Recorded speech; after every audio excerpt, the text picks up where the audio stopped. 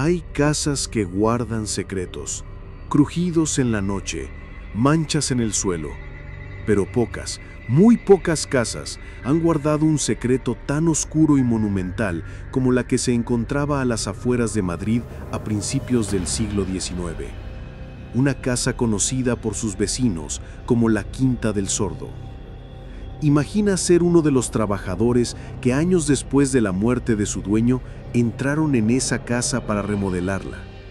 Imagina rascar las paredes del comedor esperando encontrar un simple papel tapiz y en su lugar revelar un ojo desorbitado, inyectado en sangre, perteneciente a un gigante que devora un cuerpo humano.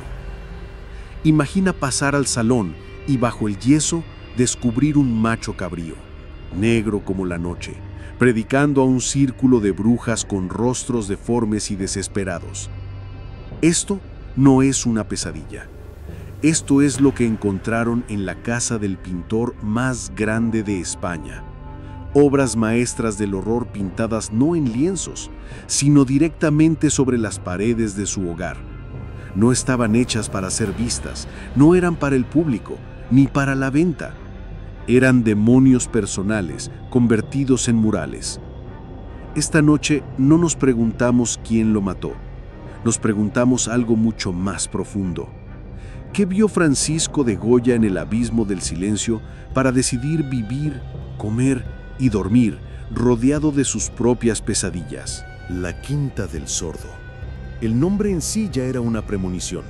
La finca del hombre sordo. Goya la compró en 1819. Tenía 73 años. Era viejo. Estaba completamente sordo por una enfermedad misteriosa y se sentía cada vez más asqueado y desconectado del mundo y de la política turbulenta de España. Buscaba un refugio, un lugar donde retirarse en paz. O eso es lo que todos pensaban.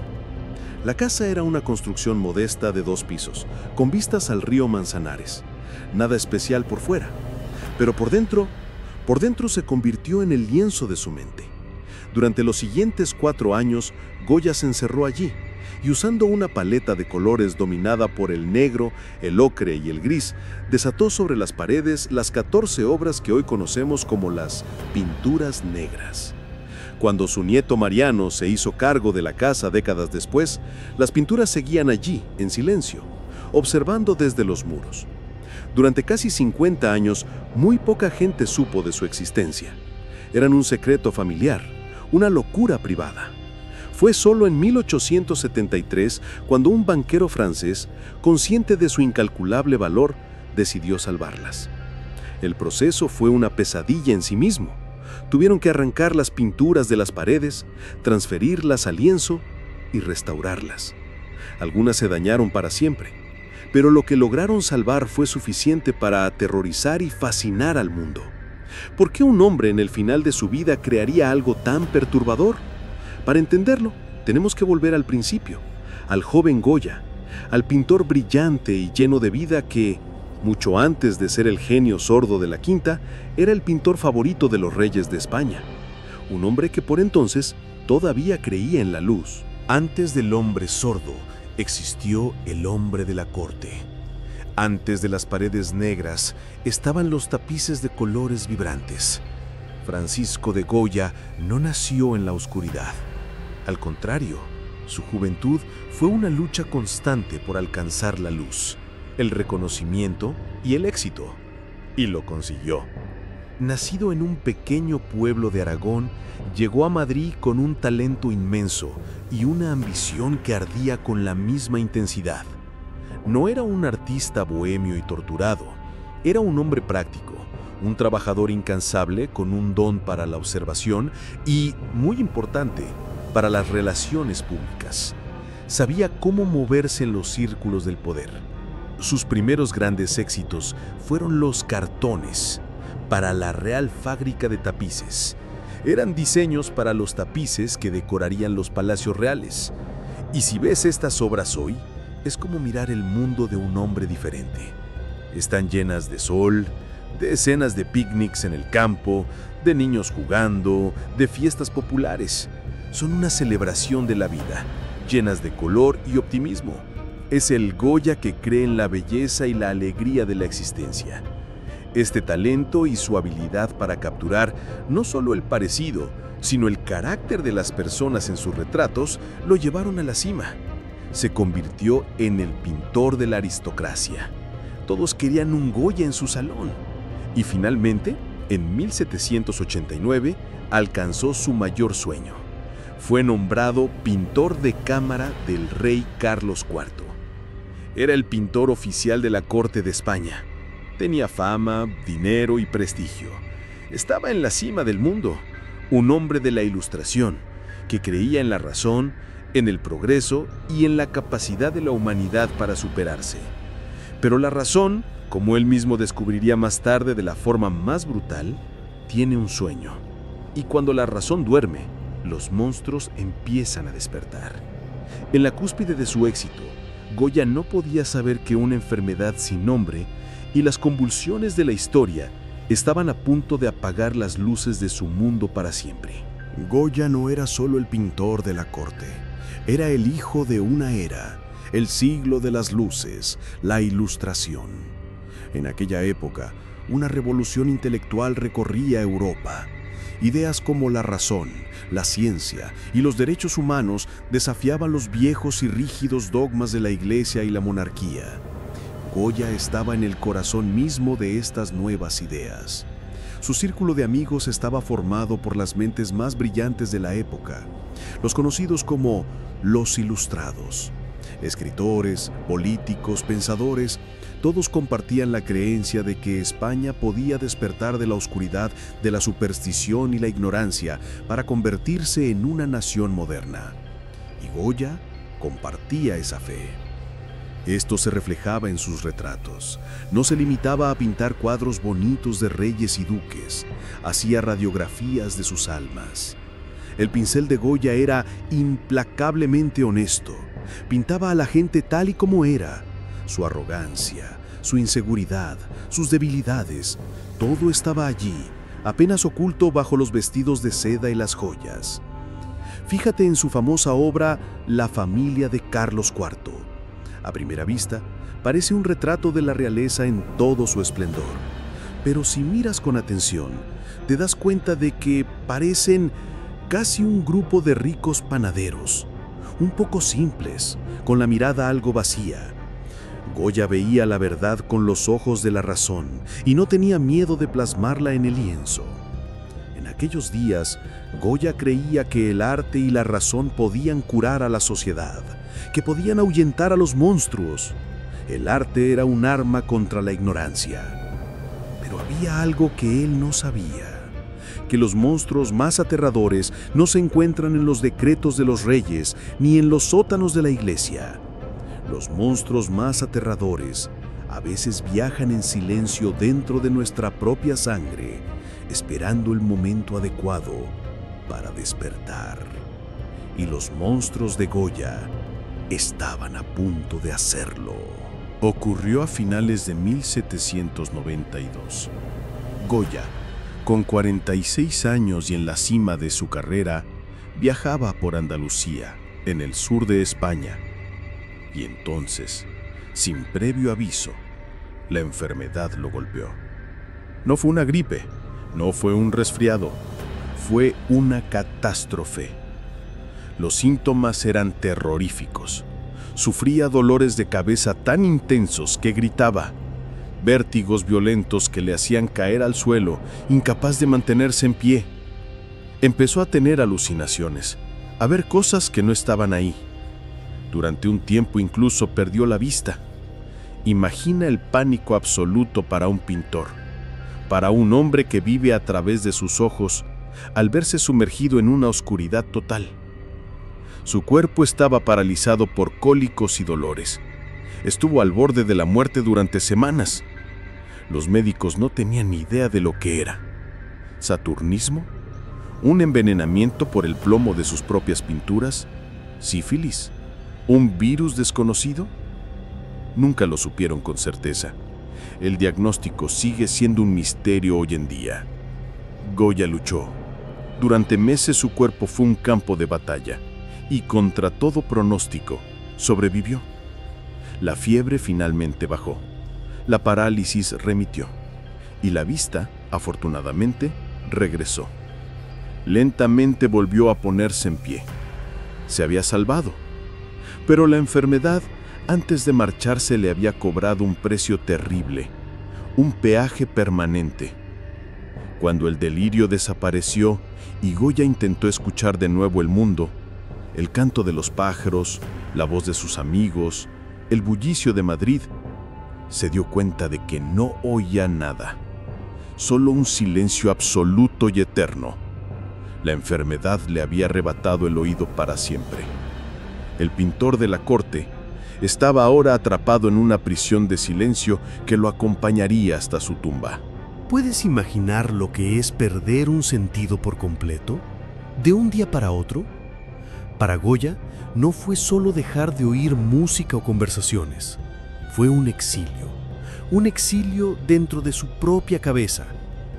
De repente, los salones llenos de debates intelectuales en los que tanto disfrutaba se convirtieron en lugares de frustración. Veía las bocas de sus amigos moverse, pero no entendía nada. Tenía que comunicarse a través de notas escritas o un lenguaje de señas improvisado. El pintor sociable y encantador se volvió, por necesidad, un hombre retraído, irritable y solitario. Este aislamiento forzoso alimentó una paranoia que crecería con los años. El mundo se convirtió para él en una película muda. Veía a la gente reír y se preguntaba si se reían de él. Veía a dos personas susurrar y sospechaba que conspiraban en su contra. El silencio no estaba vacío, estaba lleno de sus peores miedos y sospechas. Y este cambio se reflejó directamente en su arte. Al perder el oído, sus ojos se convirtieron en su única y total conexión con el mundo exterior. Su mirada se agudizó, se volvió más intensa, casi depredadora. Ya no solo observaba a las personas que retrataba, las escrutaba, buscando en sus gestos y en sus miradas la verdad que ya no podía oír en sus palabras. Sus retratos de esta época son increíblemente poderosos, más profundos y psicológicos que nunca. Pero pintar la nobleza ya no era suficiente. Ese mundo de silencio estaba lleno de visiones, de las locuras y supersticiones de la sociedad que ahora veía con una claridad brutal. Necesitaba una forma de sacar los monstruos que su nueva y terrible visión le permitía ver. Y encontró la manera, no en los lienzos coloridos, sino en el blanco y negro del grabado. Entre 1797 y 1799, encerrado en su mundo silencioso, Goya trabajó febrilmente en un proyecto totalmente personal. 80 grabados en aguafuerte que tituló simplemente Los Caprichos. Un capricho es una fantasía, una obra de imaginación. Pero las fantasías de Goya se parecían mucho a las pesadillas. Esta serie no tenía nada que ver con sus retratos oficiales. Era un ataque satírico, brutal y directo contra la sociedad española. Con su aguja de grabar, Goya diseccionó sin piedad la ignorancia de la nobleza, la corrupción del clero, la superstición que dominaba al pueblo y la estupidez humana en todas sus formas. Las imágenes son inolvidables. Burros enseñando a otros burros, brujas volando en escobas, duendes, prostitutas representadas como gallinas desplumadas. Era un desfile de lo grotesco, una caricatura feroz de un mundo que, a sus ojos, había perdido el juicio. Pero la imagen más famosa, la que resume toda la obra y quizás toda la vida de Goya, es el capricho número 43. Se titula El sueño de la razón produce monstruos. En el grabado vemos a un hombre, probablemente el propio Goya, dormido sobre su escritorio, mientras a su alrededor, en la oscuridad, una horda de criaturas de pesadilla, búhos, murciélagos, un lince de ojos penetrantes, se arremolinan, listas para atacar. La pregunta que esta imagen ha planteado durante siglos es: ¿qué significa exactamente? ¿Es una declaración de los ideales de la Ilustración, diciendo que cuando la razón duerme, la superstición y el vicio se apoderan del mundo? ¿O es una confesión mucho más íntima y aterradora? Nos está diciendo Goya que los monstruos no solo están allá afuera, sino que también viven dentro de nosotros, en los rincones más oscuros de nuestra propia mente, esperando a que nos durmamos para salir. Sea cual sea la respuesta, Goya sabía que estaba jugando con fuego. Publicó Los Caprichos, pero tuvo que retirarlos de la venta casi inmediatamente, por miedo a un enemigo muy real y poderoso: la Inquisición española. El pintor del rey ahora estaba en la lista de sospechosos. La paranoia ya no era solo un producto de su sordera, era una necesidad para sobrevivir. Para entender el peligro en el que se encontraba Goya, hay que entender qué era la Inquisición española. No era solo un grupo de sacerdotes, era una policía religiosa, un tribunal secreto con un poder casi absoluto para cazar, interrogar y castigar a cualquiera que fuera considerado un hereje o un enemigo de la fe católica. Sus métodos eran el terror, juicios secretos, confesiones obtenidas bajo tortura y humillaciones públicas llamadas autos de fe. Crearon un clima de miedo y sospecha donde nadie estaba a salvo. Una simple denuncia de un vecino envidioso podía llevarte a las mazmorras. Y Goya era un objetivo perfecto. Sus amigos eran ilustrados, liberales cuyas ideas sobre la razón y la ciencia eran vistas como una amenaza directa por la Iglesia. Muchos de sus amigos fueron arrestados, forzados al exilio o silenciados. Y con Los Caprichos, Goya había cruzado una línea muy peligrosa, criticando abiertamente la superstición y la corrupción que la Inquisición decía combatir, pero que en realidad fomentaba. De hecho, Goya fue llamado a declarar ante la Inquisición por Los Caprichos. Tuvo que explicar el significado de sus grabados. Estaba en un peligro inmenso. Su posición como pintor del rey le ofrecía cierta protección, pero esa protección no era ilimitada. Tuvo que ser astuto, regalar las planchas originales de los grabados al rey para ponerlas bajo protección real y así salvarse. Esta experiencia lo marcó profundamente. El miedo a ser perseguido se unió a su paranoia causada por la sordera. En privado, pintó escenas de los juicios de la Inquisición, mostrando la crueldad y el fanatismo que veía. Los monstruos de Los Caprichos no eran solo producto de su imaginación, eran reales, tenían poder, vestían túnicas y podían destruir tu vida. Mientras Goya intentaba sobrevivir a esta guerra interna de religión y política, una tormenta mucho más grande y violenta se estaba formando más allá de las fronteras de España. Una tormenta que traería un nuevo nivel de horror, un horror hecho de pólvora, bayonetas y sangre. Una tormenta liderada por un hombre llamado Napoleón Bonaparte.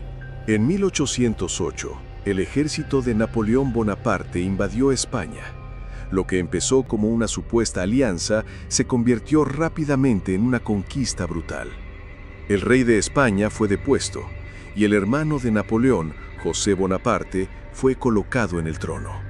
El pueblo español no lo aceptó, y lo que siguió no fue una guerra tradicional de ejércitos en un campo de batalla. Fue una guerra de guerrillas, una lucha salvaje y desesperada. Goya estaba en Madrid, en el epicentro de la ocupación, y lo vio todo. Vio el hambre, vio las ejecuciones en las calles, vio la crueldad sin límites de ambos bandos. Esto era un tipo de horror completamente nuevo para él. Los monstruos ya no eran sátiras sobre la ignorancia o la superstición. Los monstruos eran reales. Eran soldados franceses y guerrilleros españoles. Eran sus vecinos. Eran hombres comunes convertidos en bestias por la violencia. Presenció escenas que lo marcarían para siempre.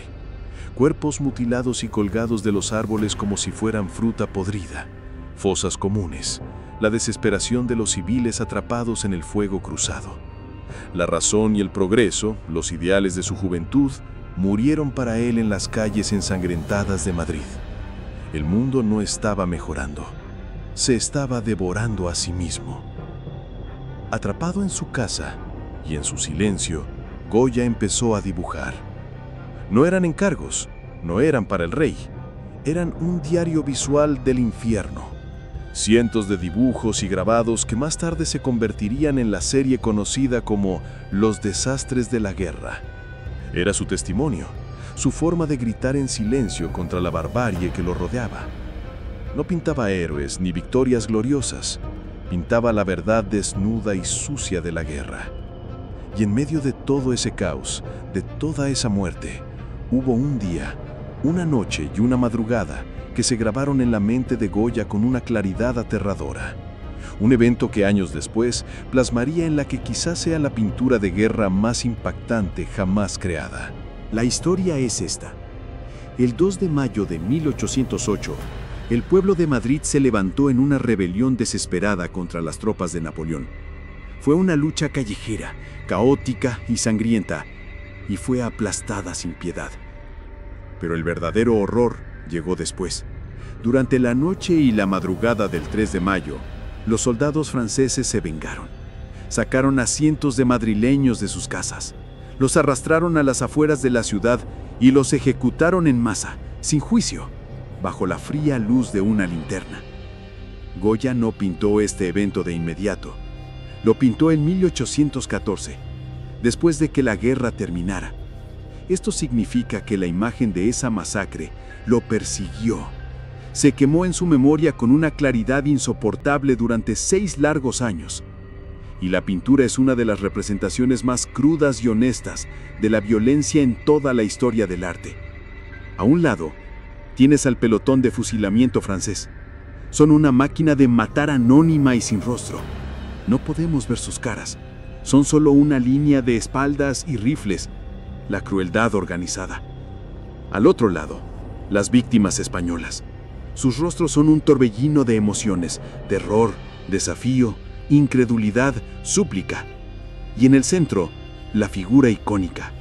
Un hombre con una simple camisa blanca, con los brazos abiertos en un gesto que recuerda a la crucifixión de Cristo. No es un héroe glorioso.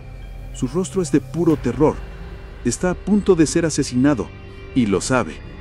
La luz de la linterna ilumina la escena como si fuera un escenario teatral, obligándonos a mirar, a ser testigos.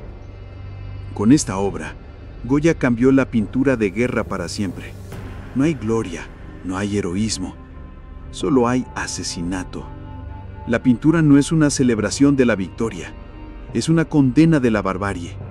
Goya nos obliga a ver que en la guerra, la humanidad misma es la que pierde.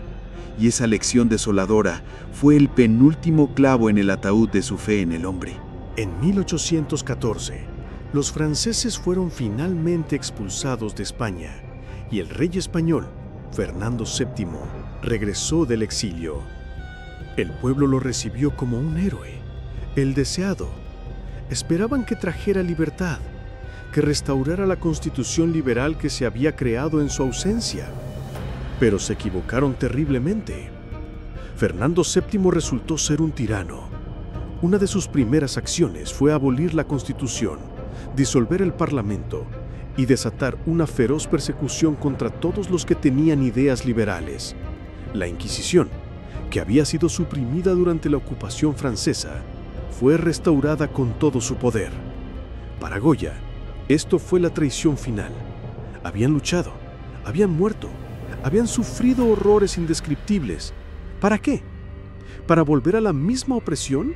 ¿A la misma tiranía de antes? Todos sus amigos ilustrados fueron de nuevo perseguidos. Muchos fueron arrestados. Otros tuvieron que huir del país para salvar sus vidas.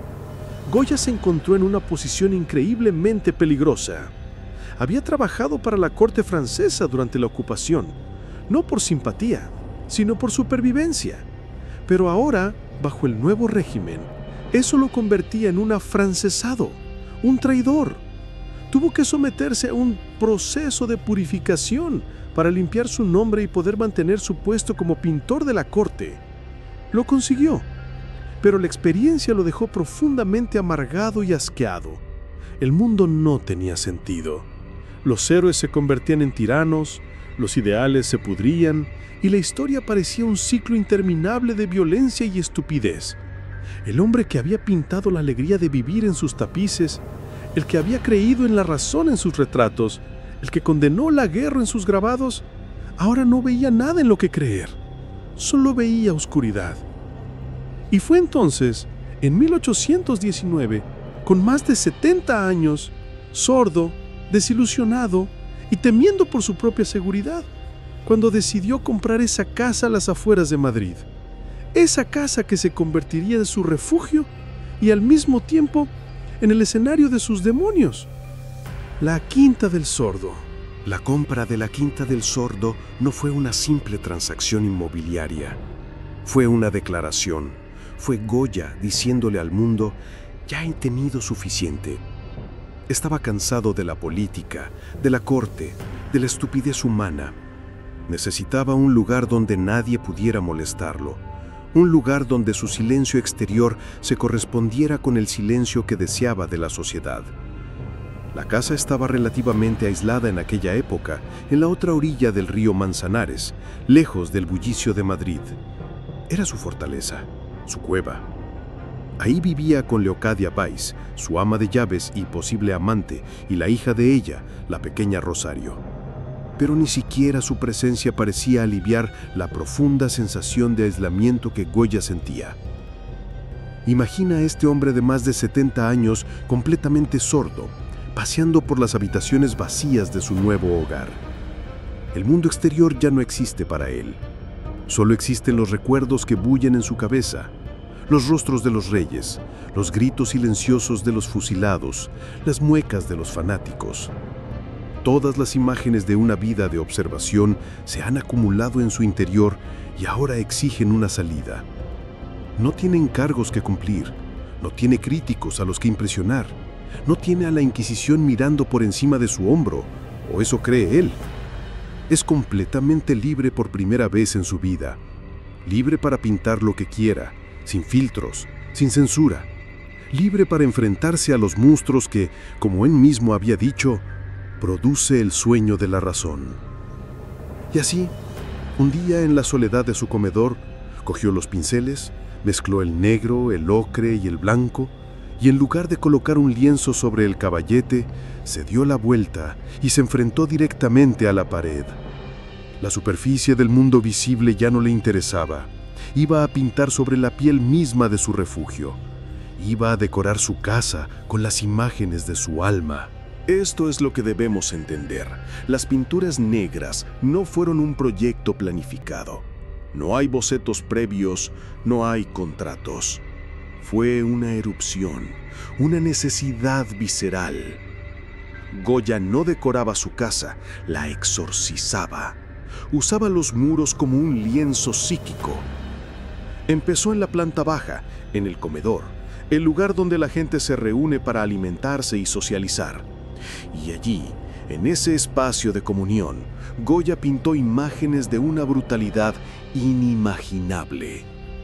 Cubrió las paredes con figuras grotescas, con paisajes desolados, con actos de violencia y locura. Trabajaba directamente sobre el yeso, con pinceladas rápidas, gruesas y furiosas. No había detalle fino, no había belleza clásica. Era una pintura expresiva, casi violenta en su aplicación. La paleta de colores era la de una pesadilla: negros, ocres, marrones, grises, con ocasionales y sangrientos toques de blanco o rojo. Imagina la escena.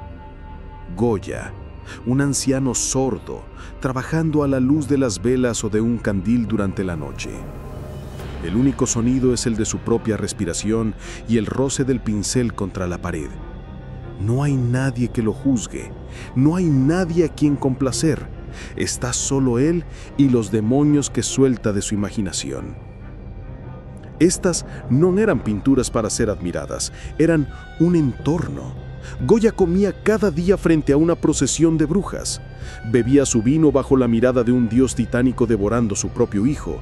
Se sentaba en su salón junto a dos viejos que se mataban a golpes en un barrizal. No era arte para colgar en un museo. Era la realidad en la que Goya había decidido vivir. Un universo privado y terrorífico del que solo él tenía la llave. Y la imagen más famosa y terrible de ese universo es, sin duda, la de Saturno. Estaba en el comedor, en la planta baja. Imagina intentar comer tu cena con esta imagen mirándote desde la pared. De un fondo negro como el abismo, emerge una figura. Es un gigante, un titán. Su cuerpo es pálido, deforme, casi animal. Y sus ojos están desorbitados, inyectados en sangre, llenos de una locura salvaje y primordial.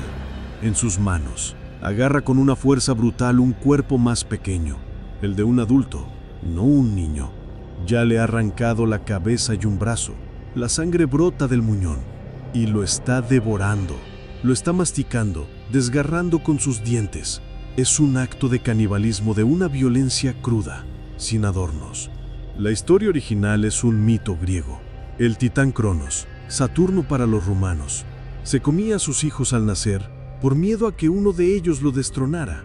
Pero la pintura de Goya va mucho más allá del mito. Es más oscura, más personal. ¿Qué significa realmente? Hay muchas teorías. ¿Es una alegoría política? ¿Es Saturno el Estado español o el propio rey Fernando VII?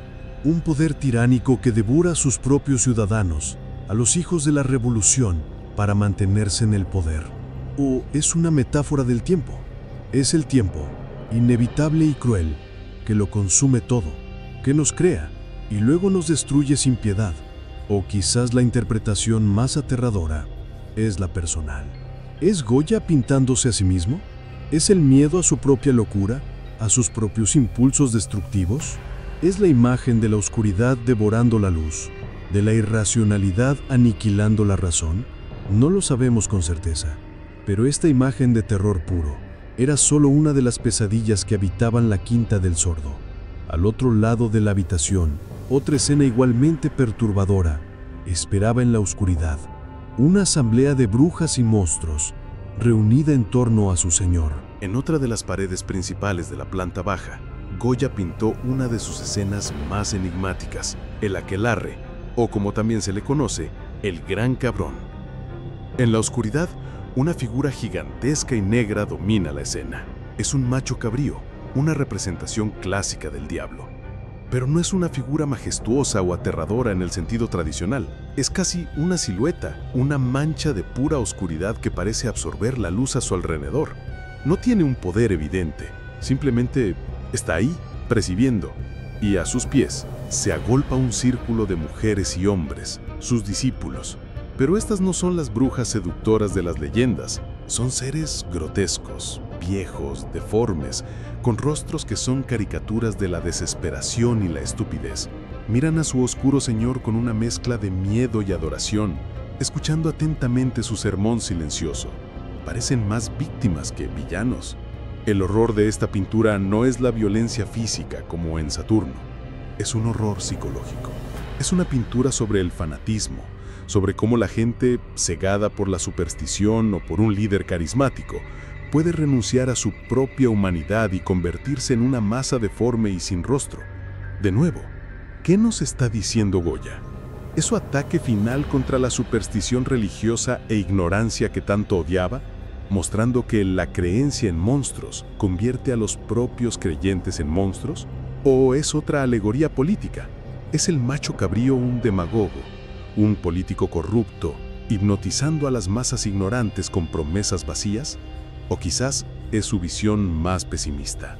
Un mundo abandonado por Dios y por la razón, donde la humanidad, desesperada, se entrega a adorar cualquier forma de maldad con tal de no sentirse sola en la oscuridad.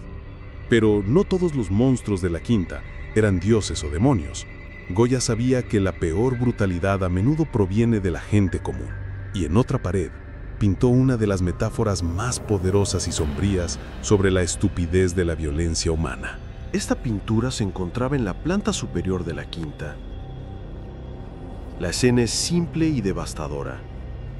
Dos hombres, vestidos como campesinos, se están matando a golpes en medio de un paisaje desolado. No usan espadas ni pistolas. Usan garrotes. Garrotes de madera, un arma primitiva y brutal. Sus rostros están contraídos por el odio, una furia ciega y animal. No es un duelo de honor, es una pelea salvaje. Pero el detalle más importante, el que convierte la escena en una metáfora aterradora, es que ambos hombres están enterrados hasta las rodillas en la arena o en el fango. No pueden escapar. No pueden huir el uno del otro. No hay retirada posible. Están atrapados en su propia violencia. La lucha solo puede terminar con la muerte de uno, o probablemente de los dos. Están condenados a hundirse juntos mientras se destruyen mutuamente. Esta es, quizás, la alegoría más directa y pesimista que Goya pintó jamás sobre España. Los dos hombres son las dos Españas, los liberales y los absolutistas, dos facciones políticas que desgarraban el país. Son compatriotas, hermanos, pero están atrapados en un ciclo de odio del que no pueden escapar, hundiéndose juntos en el barro de su propia guerra civil. Es una declaración universal sobre lo inútil y estúpido de la violencia. En una lucha así, no hay ganadores, solo hay destrucción mutua. Es la visión de un hombre que ha perdido toda esperanza en la capacidad de la humanidad para resolver sus conflictos. Para él, la historia de su país era simplemente la de dos hombres hundiéndose en el barro mientras se mataban a golpes. Y esta visión oscura lo teñía todo. Incluso las escenas que deberían haber sido de alegría y celebración, en los muros de la Quinta del Sordo se transformaban en procesiones de los condenados. Una romería es una peregrinación religiosa, pero en España es también una fiesta popular. Es un día de celebración, de música y de alegría en el campo. La romería de San Isidro es una de las más famosas de Madrid, una que el propio Goya había pintado en su juventud con colores brillantes y gente feliz. Pero en la pared de la Quinta del Sordo, esta celebración se transforma en un desfile infernal. Vemos una procesión, una serpiente de gente que avanza bajo un cielo oscuro y opresivo. Y las caras de los peregrinos son el centro de la pesadilla. No hay devoción en sus ojos, hay locura, estupor, desesperación. Sus bocas están abiertas, cantando o gritando en un silencio que casi podemos oír. Son caricaturas grotescas, casi infrahumanas. Un hombre a la cabeza del grupo parece estar cantando con los ojos en blanco. Otro parece un esqueleto. Un tercero tiene la cara de un idiota. No es una procesión hacia un lugar sagrado. Es una marcha de los condenados, un río de locura colectiva. Goya coge un símbolo de la fe y la comunidad popular y lo convierte en una visión de terror. ¿Qué significa esta perversión? ¿Es su visión final sobre la sociedad? Nos muestra que bajo la máscara de la piedad y la celebración, la humanidad es en realidad una turba ignorante, supersticiosa y medio loca. ¿O es la representación de su propia pérdida de fe? Una peregrinación que no lleva a ninguna parte, un viaje sin esperanza ni salvación, liderado por ciegos y locos. O quizás, de nuevo, es una visión interna. Quizás así es como Goya, en su silencio, percibía ahora a las multitudes, un mar de rostros retorcidos, gritando y cantando palabras que él nunca podría volver a oír. Hemos visto a los dioses, a los demonios, a los hombres y a las multitudes. Hemos recorrido las paredes de esta casa de pesadillas. Ahora, La pregunta central sigue en el aire, más fuerte que nunca. ¿Por qué? ¿Cuál fue la verdadera razón que empujó a Goya a rodearse de tanto horror? Es hora de explorar las teorías. La primera teoría, y quizás la más aceptada, es que las pinturas negras son la obra final y más desesperada de Goya, el Ilustrado. Son un gigantesco manifiesto político, un testamento de su total y absoluta desilusión con España. Pensemos en el contexto. Goya ha visto fracasar todas las promesas de la Ilustración. Ha visto a la monarquía caer en la estupidez. Ha sobrevivido a una guerra brutal que ha destrozado su país. Y ahora vive bajo el régimen tiránico de un rey que ha reinstaurado la Inquisición y persigue a sus amigos. Desde su perspectiva, España es un país que se devora a sí mismo.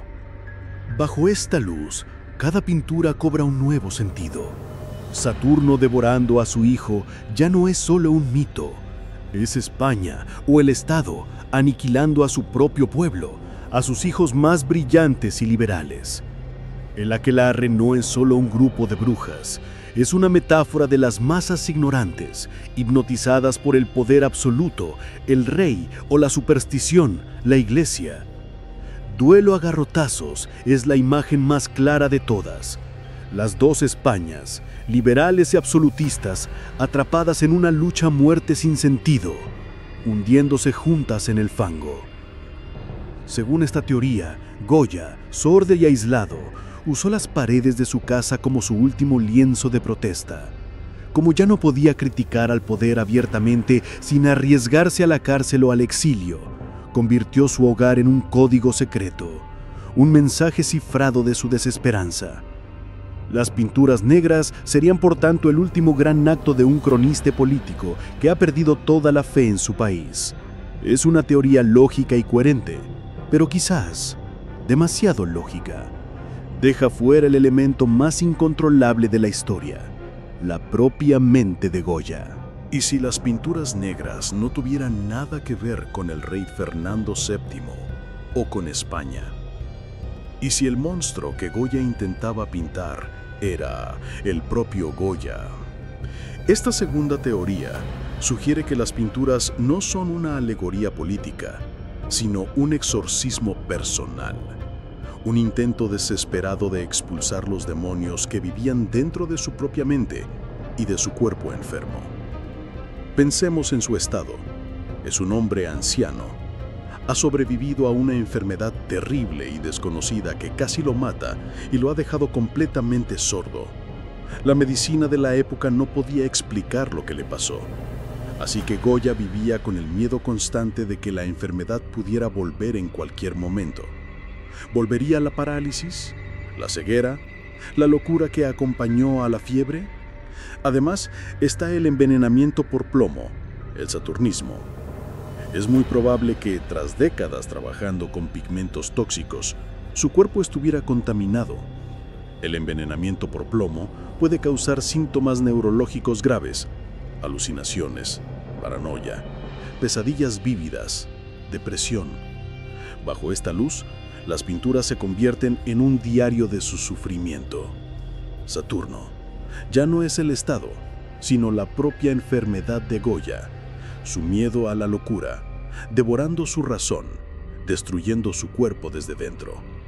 El aquelarre y la romería no son la sociedad española, sino las visiones y alucinaciones que atormentan su mente silenciosa.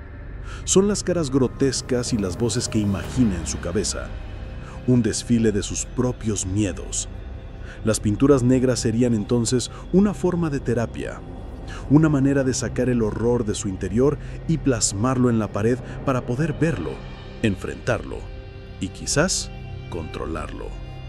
No pintaba para nosotros, pintaba para no volverse loco. Estaba convirtiendo su casa en un mapa de su propio infierno personal para intentar, de alguna manera, encontrar una salida. En 1823, la situación política en España volvió a empeorar. una nueva ola de represión absolutista del rey Fernando VII se desató contra los liberales. Se inició una caza de brujas y el ambiente se volvió irrespirable para cualquiera con ideas progresistas. Goya, con casi 80 años, sabía que estaba en peligro. Sus simpatías liberales eran bien conocidas. Temía ser arrestado, que le confiscaran sus bienes o algo peor. Y entonces tomó una decisión radical. Decidió abandonar España. Y al hacerlo, abandonó la Quinta del Sordo. Y con la casa, abandonó las pinturas negras. Pensemos en esto. Después de haber desatado su alma en esas paredes, después de haber creado uno de los conjuntos artísticos más extraordinarios y personales de la historia, simplemente se fue. No intentó salvarlas, no intentó venderlas, no dejó ninguna nota, ninguna carta, ninguna explicación. Dejó sus pesadillas selladas en el yeso de una casa vacía en las afueras de Madrid y se marchó para no volver. Con la excusa de ir a tomar unos baños termales por su salud, consiguió un permiso para viajar a Francia y se exilió en la ciudad de Burdeos. Allí pasó sus últimos 4 años de vida. Sorprendentemente, en el exilio, su arte se volvió un poco más ligero, más íntimo. Era como si al abandonar la quinta, hubiera dejado atrás también a los monstruos que vivían en ella. Pero su silencio sobre las pinturas fue absoluto. Nunca habló de ellas. Nunca escribió sobre ellas. Se llevó el secreto a la tumba. Este acto final, este silencio deliberado, es quizás el mayor enigma de todos. Es lo que convierte a las pinturas negras en una obra de arte, sino en un misterio eterno, una pregunta sin respuesta dejada por un genio en el umbral de su propia muerte. Goya murió en el exilio en 1828, llevándose sus secretos con él. Durante casi 50 años, las pinturas negras permanecieron en la Quinta del Sordo, prácticamente desconocidas para el mundo, oscureciéndose lentamente en las paredes. Finalmente fueron rescatadas, transferidas al lienzo y tras un largo viaje terminaron en el lugar donde descansan hoy, el Museo del Prado en Madrid. Y aquí reside la paradoja final y más grande de todas. Las obras más privadas, personales e íntimas de Goya, pinturas que nunca estuvieron destinadas a ser vistas por nadie, son ahora uno de los tesoros públicos más importantes de España. Millones de personas cada año se paran frente a ellas, intentando descifrar su enigma. Entonces, ¿cuál es la respuesta final? ¿Fue una protesta política o una confesión personal? ¿Fue la desilusión con su país o el miedo a su propia locura? La verdad es que probablemente fue todo eso a la vez. Las pinturas negras son el resultado de una tormenta perfecta en la mente de un genio. El silencio de su sordera, el trauma de la guerra, el asco de la política y el miedo a la vejez y la muerte. La Quinta del Sordo no era solo una casa, era una calavera, y las pinturas negras eran las pesadillas que resonaban en su interior. El misterio final de Goya no es cómo murió, sino cómo vivió con las visiones que tenía en su cabeza. No nos dejó respuestas, nos dejó un espejo oscuro para que nos asomemos y veamos el potencial de la crueldad, la locura y la belleza grotesca que yace no solo en la historia, sino también dentro de la condición humana. Goya pintó el abismo, no para darnos una respuesta, sino para que nunca dejáramos de hacernos la pregunta.